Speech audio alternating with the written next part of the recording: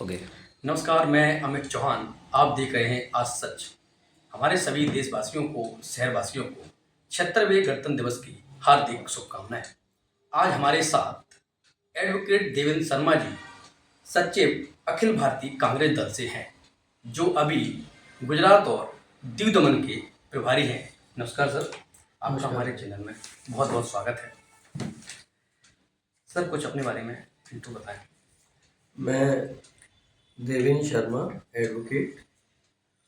मैं कांग्रेस सेवादल का स्वयंसेवक और अभी वर्तमान में अखिल भारतीय कांग्रेस सेवादल के सचिव पद पर नियुक्त हूँ। गुजरात और दमन दीव का मुझे प्रभार दिया गया है और मैं अभी देशवासियों के लिए सामाजिक रूप से और संवैधानिक रूप से काम करने में इच्छुक हूँ। देवेंद्र जी से बात करते हैं और गणतंत्र दिवस के बारे में समझते हैं और जानते हैं। सर, मेरा पहला सवाल है आपसे, गणतंत्र दिवस पर संबंधित संवैधानिक रूप से देशवासियों के लिए क्या मायने हैं? गणतंत्र दिवस एक ऐसा अवसर है इस देश का। इस 26 जनवरी का जो दिन है वो बड़ा महत्वपूर्ण है। कांग्रेस के एक महाधिवेशन में आज़ादी से पहले 1930 में लाहौर में और कराची में लगातार इस मुद्दे को 26 जनवरी के दिन उठाया गया। इसीलिए 26 जनवरी को संविधान लागू करने का निश्चय किया गया। संविधान से तात्पर्य ये है कि वर्तमान जो व्यवस्था है, आज़ादी से पहले वो व्यवस्था नहीं थी। आज़ादी से पहले देश में राजाओं का तंत्र था। राजाओं के रानी के गर्भ से राजा उत्पन्न होते थे, वो राज्य करते थे। अंग्रेजों का राज्य आया, उसके बाद अंग्रेजों ने इस पर राज्य किया। वो भी ब्रिटिश से जो नियुक्त हो जाता था वो राजा होता था।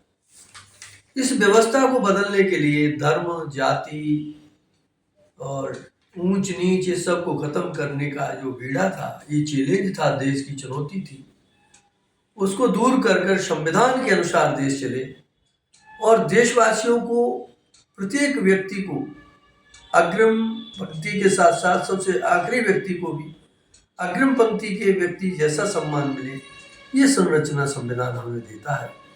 और यही देशवासियों के लिए मायने है कि सभी को समान हक मिले, समान भागीदारी मिले, समानता का पूरा अवसर मिले।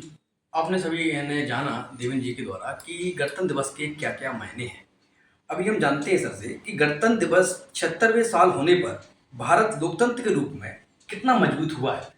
ये तो आप सब देख रहे हैं कि इतने चुनाव हो चुके हैं और चुनी हुई सरकारें हमारे देश में काफ़ी होती हैं। किसी भी दल की सरकार हो और वो देश के लिए काम करती है। ये अलग अलग विचारधारा के लोग हैं, अलग अलग दलों में, वो अपनी विचारधारा को साथ लेकर काम करते हैं। कभी कभी विचारधारा में भिन्नता होने से जिस रास्ते पर देश को आगे बढ़ना चाहिए और समान अवसरों की प्रतिबद्धता जो संविधान ने हमें दी है, संविधान चाहता है कि प्रत्येक नागरिक को समान नागरिक संहिता का पालन हो।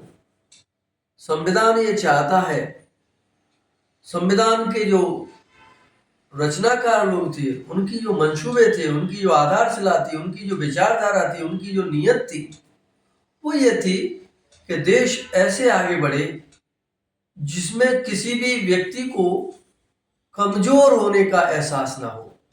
समावेशी विचारधारा के साथ जो पिछड़ा है, कमजोर है, दलित है या जो आर्थिक रूप से बहुत कमजोर है, उसे हम साथ लेकर समावेशी विचारधारा के साथ आगे कैसे बढ़े, ये उसकी मंशा थी संविधान की।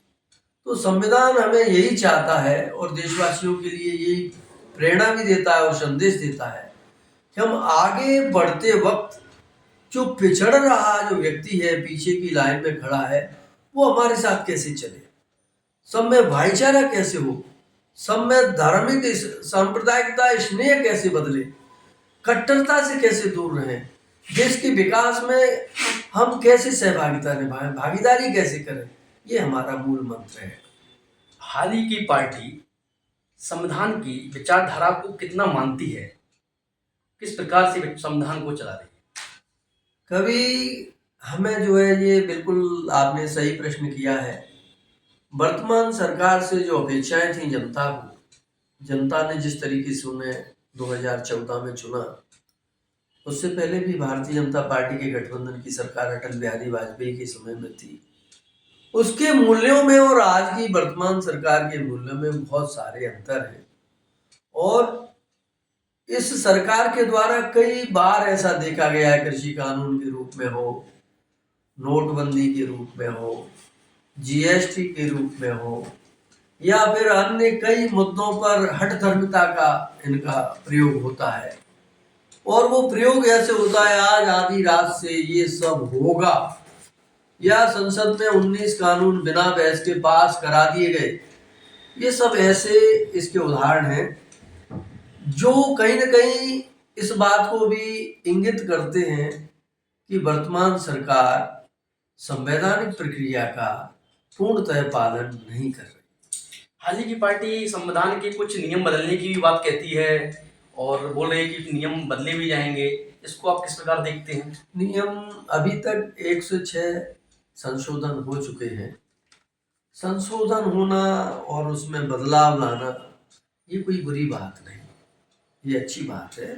समय के अनुरूप सारी प्रक्रियाएं बदलनी चाहिए, नियमों में भी बदलाव करना चाहिए। लेकिन संविधान की जो मूल मंशा है, संविधान का जो ढांचा है, संविधान की जो आधारशिला है, जो देश को आगे ले जाने के लिए बनाई गई है, समरूपता, न्यायप्रियता और एक दूसरे के साथ प्रेम भाव का जो स्नेह, नागरिक अधिकार हैं, हक हैं, उस मूल व्यवस्था में परिवर्तन ना हो, जो संविधान की मंशा है वो प्रभावित ना हो, और अच्छे बदलाव अगर हो सकते हैं तो हों, जरूरी है बिल्कुल हों।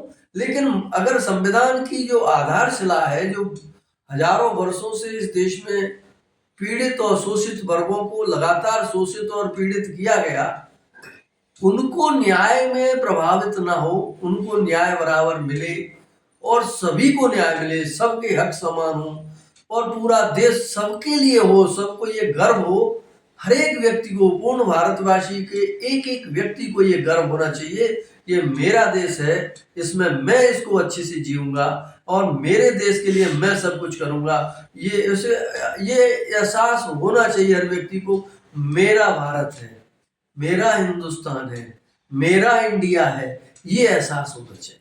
इसी पार्टी को लेकर सभी का हिंदुस्तान है, सबका हिंदुस्तान। इसीलिए अभी संविधान में कुछ धाराएं बदली थी, तो उस धाराओं के बारे में थोड़ा समझाएं, क्या क्या धाराएं बदली? देखो, अभी भारतीय जो सीआरपीसी थी, जो पुरानी बनी हुई थी, उसकी जगह बीएनएस भारतीय न्याय संहिता बना है। तो भारतीय न्याय संहिता वही, तो मैंने आपको पहले भी बताया कि एकदम से जो कुछ होता है, भारतीय न्याय संहिता अच्छी है, उसमें बहुत सारी चीजें अच्छाई हैं, काफी चीजों में सुधार है। लेकिन जो बरसों से जिन लोगों के पास जो लाइब्रेरी थी, लाखों किताबें थी, करोड़ों की जो किताबें खरीद के जिनकी लाइब्रेरी बनी हुई थी, एकदम से ध्वस्त कर दी। ऐसे जीएसटी आया, सब ध्वस्त, नोटबंदी आया, सब ध्वस्त। ऐसे ही बीएनएस के माध्यम से पुरानी लाइब्रेरी जितनी भी थी, पुस्तकालय वकीलों के थे और सार्वजनिक पुस्तकालय थे, वो सब ध्वस्त हो गए। अब इसमें नए सिरे से एक नए ऐसे जो नया नौसिखिया व्यक्ति होता है, उसके माध्यम से हर धारा को पढ़ना पड़ रहा है। मतलब सब एक समान हो गए हैं। अचानक मतलब आपका कहना है कि अचानक कोई चीज को तत्काल लागू करना वो एक प्रकार से गलत है? नहीं, लागू पुरानी भी चल रही है, नई लागू है, लेकिन इसमें बहुत सारी चीजें ऐसी हैं इस न्याय संहिता में जिन पर पूरी तरह से अवलोकन नहीं हुआ है और कई चीजों में खामियां महसूस होती हैं, जिनको सुधारा जाए, शायद आगे होगा, सुधार होगा। अच्छा, एक मेरे मन में प्रश्न और था कि संविधान के बारे में जो कुछ लोग पढ़े लिखे हैं, ज़्यादा जानकारी, उनको तो संविधान की धाराओं के बारे में जानकारी है। हमारे कुछ गांव से लोग आते हैं या बैकवर्ड लोग आते हैं, उनको संविधान की धारा के बारे में नियम पता नहीं है। तो ऐसा सरकार को क्या योजना चलानी चाहिए कि हर किसी को संविधान के बारे में पता पड़ सके? बिल्कुल, ये बहुत आवश्यक बात है। हमारे देश में ये बहुत बड़ी कमी है और मैं कहता हूँ ये अभी तक नहीं हुआ है, सरकारें कोई भी रही तो ये काफ़ी हुआ है, काम हुआ है, सब सरकारों ने काम किया है, ये भी सरकार काम कर रही है। लेकिन संविधान के बारे में जब तक जानकारी नहीं होगी तब तक जनता को अपने हक और मौलिक अधिकारों की जानकारी नहीं होगी कि मेरा क्या अधिकार है। मैं देखता हूँ जहाँ तक कोई अधिकारी आता है या मंत्री आता है तो लोग हाथों में एप्लीकेशन लेके ऐसे निरीह और जीर्ण शीर्ण जैसे कोई कोई मतलब भिखारी की तरह खड़े होकर के अधिकार मांगने का जो उनका तरीका है वो मुझे पसंद नहीं आता। ये चीज मैंने भी नोट की है कि एक प्राइवेट संस्था अपन खोलते हैं, कोई छोटा सा व्यापार खोलते हैं, उसका प्रचार प्रसार बहुत तरीके से होता है और जो संविधान जिससे हमारे अस्तित्व जुड़ा हुआ है, जिससे हर एक नागरिक बंधा हुआ है, उसका प्रचार प्रसार इतना क्यों नहीं किया जाता कि हर किसी के जहां तक वो बात पहुंच जाए? देखो काफी प्रचार प्रसार तो हुआ है, लोग जागरूक भी हैं, लेकिन वो जो प्रत्येक व्यक्ति, कुछ ही लोग बहुत जागरूक हैं जो उसका फायदा लेने के लिए अग्रसर है, वो लोग तो जागरूक हैं। लेकिन आम जनता जो आज जीर्ण शीर्ण निरीह अवस्था में अधिकारी या कर्मचारी या फिर जो है किसी नेता के सामने खड़ी होकर गिड़गिड़ाती है, जब मुझे ये दो, मुझे ये करो, ये मुझे बड़ा खलता है। तो हमारे देश के जो हमारे स्वतंत्रता सेनानी थे, हमारे महान नेता थे, संविधान निर्माता, संविधान के जो निर्माण करने वाली जो 300 लोगों की समितियां थी, 300 लोगों ने जिस गहन अध्ययन के बाद इस देश को चलाने के लिए बनाया, वो मुझे अभी अधूरा लगता है। उस पर काम होना चाहिए और सरकारें कोई भी रहे सबको ध्यान देना चाहिए इस बात पर कि संविधान के जो अधिकार हैं, हक हैं और व्यवस्था है, उसको पूरे लोगों को लाभ मिलना चाहिए और जरूर मिलना चाहिए। अभी हाल ही में आप एक बहुत चर्चित बात चल रही है, संविधान के पीछे पार्टियां आपस में लड़ रही हैं। कोई कांग्रेस पे राहुल गांधी पे आरोप लगा रहे हैं, कोई बीजेपी पे आरोप लगा रहे हैं। इस पे आपका क्या मानना है? देखो, संविधान के बारे में मैं सिर्फ इतना कहना चाहता हूँ, कौन सी पार्टी किस ढंग से लड़ रही है ये मायने रखता है। एक पार्टी का एक बड़ा लीडर एक संविधान के जो प्रारूप समिति के अध्यक्ष के नाम पर ही उसे आपत्ति है कि उसका नाम लेते हैं और उसका नाम बार बार क्यों लिया जाता है। तो ये जो बात है, और एक पार्टी उसके नाम को लेकर चल रही है, एक दिखावा कर रही है, तो दोनों में अंतर आ जाता है। तो जो दिखावा करने वाले लोग हैं उनकी कहीं ना कहीं झलक, कभी न कभी झलक स्पष्टतः दिखाई दे जाती है, और जो दिल से काम कर रहे हैं उनकी दिल में है और वो हमेशा उनके दिल में संविधान जिंदा रहेगा। अच्छा, अम्बेडकर जी संविधान के बारे में क्या सोचते थे? बाबा साहब अम्बेडकर उस समय के, उस दौर के सबसे पढ़े लिखे व्यक्तियों में से एक थे और बहुत उनके गहन अध्ययन था, डिग्रियां थी और उनकी विद्वता का पूरे अंग्रेज से लेकर पूरी दुनिया लोहा मानती थी। इसी वजह से कांग्रेस और गांधी, नेहरू, पटेल, मौलाना आजाद, इन सब ने निर्णय लिया कि बाबा साहब को ही लिखने का काम दिया जाए। तो प्रारूप समिति के अध्यक्ष होने के नाते उन्होंने संविधान को लिखा, लेकिन उनकी जो मंशा थी, बाबा साहब धार्मिकता और धर्मांधता, कट्टरता, जातीयता, इनसे हटकर देश के नव निर्माण में देश हमारा आगे कितना जाए, कैसे सब लोगों में प्रेम और देश की तरक्की कैसे हो, इस विचारधारा को आत्मसात करते थे। कुछ अम्बेडकरास्ट जो लोग समझते हैं, अपने आप को समझते नहीं है, वो अपने को स्वयं को घोषित करते हैं, जो आज देखने को मिलते हैं, वो लोग भी उनके पद चिन्हों पर, उनके कार्यों की योजना पर नहीं चल रहे हैं। वो सिर्फ अपने को प्रदर्शन करने में ज्यादा होड़ लगी हुई है, जबकि अंबेडकर जी की जो विचारधारा है वो सबके लिए है। अंबेडकर जी चाहते थे, बाबा साहब, कि सब लोग इस देश में देश के विकास की भूमिका में कहाँ ले जाएं, पिछड़ापन दूर हो, दरिद्रता दूर हो, शिक्षा का प्रचार प्रसार हो, आगे बढ़ने के लिए देश को कहाँ तक ले जाएं, ये विचारधारा थी बाबा साहब की। लेकिन बाबा साहब की विचारधारा को तोड़ मरोड़ कर जिसको जैसा ढंग में आता है प्रस्तुत करता है। आज तक एक और हमारी पार्टी थी जो उनका झंडा लेकर जिसने उद्गम किया था, वो आज मौन है, पता नहीं किस डर से मौन है। उनकी अध्यक्षा हमारी आदरणीय, वो बोलती नहीं संविधान के बारे में, कुछ भी होता रहे, उनका मौन किस वजह से ये समझ में नहीं आता। आज एक ही व्यक्ति है और एक ही पार्टी है जो आज बोल रही है और संविधान को लेकर चलना चाहती है, वो है सिर्फ कांग्रेस पार्टी। वो समझौता नहीं कर रही है। आपके अनुभव से भारत जोड़ो यात्रा, भारत न्याय यात्रा आपने की और पूरे भारत में आप गए, तो आपने क्या देखा भारत में, क्या समझा? पूरा भारत जोड़ो यात्रा हो, भारत जोड़ो न्याय यात्रा हो, उससे पहले आज़ादी गौरव यात्रा थी और भी छोटी छोटी यात्राओं में भाग लिया है। ये सब यात्राओं का संदेश देखने पर यही मिलता है कि भारत के सारे लोग एक जैसे हैं, उनमें कहीं ऐसा भिन्नता नहीं दिखी थी। गांव में आप चाहे गुजरात के गांव में जाओ, चाहे उड़ीसा के जाओ, चाहे कर्नाटक के जाओ, चाहे महाराष्ट्र के जाओ, अगर आप गांव में जाकर ऐसा अनुभव करेंगे, देखेंगे, तो आपको लगेगा कि गांव एक जैसे हैं, गांव के लोग एक जैसे रहते हैं, वहां पर इन सब चीजों कोई मायने नहीं रखती।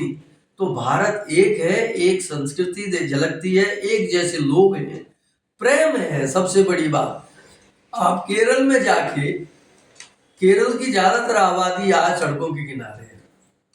अगर आप किसी से कोई मदद लेना चाहोगे तो आराम से आपकी मदद करेगा। तमिलनाडु में आपको प्रेम करेंगे, कर्नाटक में प्रेम करेंगे, आंध्रा आपकी जो है एक अलग विचारधारा के साथ आपके साथ है। मतलब पूरे नॉर्थ ईस्ट में जाओगे तो अपरिचित व्यक्ति के घर भी हमें रुकने का अवसर मिला, जिसकी भाषा नहीं आती थी और ना हमारी भाषा उनके समझ में आती थी, ना उनकी हमारी समझ में आती थी, फिर भी उसने हमें 10-15 लोगों को अपने घर में रोका, चाय पिलाई, खाना खिलाया, और उसी इतना प्रेम, अगाध प्रेम, देश प्रेम और आपसी जो प्रेम है, वही भारत की ताकत है, वही जिंदा रखने की ताकत है। और इस सबसे हटकर अगर कोई ताकत है तो देश का राष्ट्रीय ध्वज है। इसको मैंने अनुभव किया कि गांव का चलने वाला व्यक्ति, गांव से निकलने वाला व्यक्ति, गांव में सामान्य रूप से रहने वाला व्यक्ति भी इस फ्लैग को सैल्यूट करता है। इस देश को अगर जोड़ने का काम जो फ्लैग करता है वो शायद कोई नहीं करता। राष्ट्रीय ध्वज की जो ताकत है, जो देश को जोड़ने में, मैं समझता हूँ उसके बराबर और कुछ नहीं दिखता। सब लोगों को उससे प्यार है, सब लोग उससे प्यार करके उसे लेकर चलना चाहते हैं, उसके साथ फोटो खिंचाना चाहते हैं, उसके साथ प्रेम से इस तरीके से जुड़ते हैं। ये पूरी दोनों यात्राओं में, 3-4-5 यात्राओं में देखा है कि लोगों का अगाध प्रेम है, राष्ट्रगान से प्रेम है, हमारे राष्ट्रगीत वंदे मातरम से प्रेम है, हमारे ध्वज गीत से प्रेम है। ये जो प्रेम है वही लोगों को जोड़ता है। तो ये प्रेम जोड़ता है, नफरत तोड़ती है। तो राहुल जी हमेशा कहते हैं, जोड़ो जोड़ो भारत जोड़ो, नफरत छोड़ो भारत जोड़ो। अभी हाल ही में देश में अपने देश में महाकुंभ चल रहा है। महाकुंभ में बहुत से लोग देश विदेशों से आ रहे हैं। आप इस कुंभ को किस तरह देखते हैं? कुंभ का आयोजन आजादी से पहले और आजादी के बाद दोनों तरफ से चल रहा है। प्रथम हमारी जो सरकार थी भारत की, और उत्तर प्रदेश के पूर्व तत्कालीन जो मुख्यमंत्री थे पंडित गोविंद वल्लभ पंत, उन्होंने वहां पर निरीक्षण किया सरकार बनने के बाद। डॉक्टर राजेंद्र प्रसाद राष्ट्रपति होकर वहां नहाने गए, उन्होंने वहां पूरा मुआयना किया। पंडित जवाहरलाल नेहरू ने मुआयना किया और वहां पर संदेश दिया कि देश इतनी बड़ी तादाद में, क्योंकि उससे पहले देश तो कम छोटे छोटे राज्यों में बटा हुआ था। आजादी के बाद ही तो भारत का निर्माण हुआ, तब तक तो छोटे छोटे बड़े बड़े महाराज राजा इनका देश था। 565 रियासतें थी इस भारत देश की जो बिखरी हुई थी, उनको एकीकरण हुआ, एक साथ हुए। तो भारत के चारों दिशाओं से लोग कुंभ में जब पहली सरकार में आए तो संदेश गया कि भारत एक है। उनको लगता था अंग्रेजों को हम देश नहीं चला पाएंगे, संविधान हमारा भले ही बन जाए लेकिन हम देश को चलाने में अक्षम है, लेकिन हमने चला के दिखाया, संविधान चलाया, देश को एकीकरण। कुंभ की जो व्यवस्था है वो देश को एक रूपता में जोड़ने की है। सब लोग जुड़ते हैं वहाँ, एक दूसरे को समझते हैं, कल्चर समझते हैं, मेल जोल बढ़ता है। और सबसे और कोई बड़ी बात है वो ये है कि सब जगह के लोग एक जगह इकट्ठे होकर आपसी भाईचारे का प्रदर्शन करते हैं। कुंभ में जो लोग वैसे कुछ टैक्स जो है थोड़े से बढ़ा दिए गए हैं, मैं चाहता हूं सरकार आगे से इन पर नियंत्रण करे। मतलब टैक्सों से व्यापारियों को और जो आ रहे हैं उनको टैक्सों से करीब 1,55,000 करोड़ तक का टैक्स वसूलेगी सरकार। तो ये अंग्रेजों के समय में कुछ अलग बात थी, अब तो और छूट देनी चाहिए। विस्तार से समझाएं टैक्स के बारे में, किसको नुकसान है इस टैक्स में? टैक्स से जो यात्री है, जो कुंभ में जाने वाला जो श्रद्धालु है, उस पर टैक्स लग रहा है। दुकानदारों को फायदा है, सरकार को फायदा है। जो श्रद्धालु वहां पर जो श्रद्धा के भाव से, धार्मिक भावनाओं से वहां स्नान कर रहा है, उसे कोई चीज महंगी मिल रही है, रुकना महंगा हो रहा है, पानी महंगा हो रहा है, तो उसका खर्च बढ़ रहा है। तो ये जनता को थोड़ा करता है। तो मैं सरकार से निवेदन करूंगा कि भविष्य में इस पर नियंत्रण करें। टैक्स बंद करना जरूरी है, जिससे तीर्थ यात्री ज्यादा पहुंचे। कुछ महंगाई चक्कर में रुक रहे हैं कि बहुत महंगा रहना है, बिल्कुल। जो बातें फैल रही है कि बहुत टेंट महंगे और होटल वगैरह महंगे, इसलिए इससे बहुत अंतर आता है। अभी आज हमारे यहाँ 26 जनवरी है, 76वां गणतंत्र दिवस है। आप इसके बारे में कुछ हमारे दर्शकों से कहें, बताएं।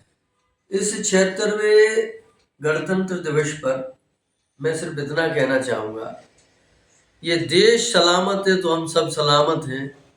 हर देश निवासी को ये याद दिलाना है, क्योंकि हम सब भले ही किसी जाति में हो, धर्म में हो, संप्रदाय में हो, पंथ में हो, किसी भी रूप में हो, गरीब हो, अमीर हो, मध्यम वर्गीय हो, कुछ भी हो, सबसे पहले भारतवासी हैं। भारत का संविधान हमारा है, भारत के लोकतंत्र की रक्षा करना हमारा धर्म है। और सबसे बड़ी बात, हम सब भारतीय हैं।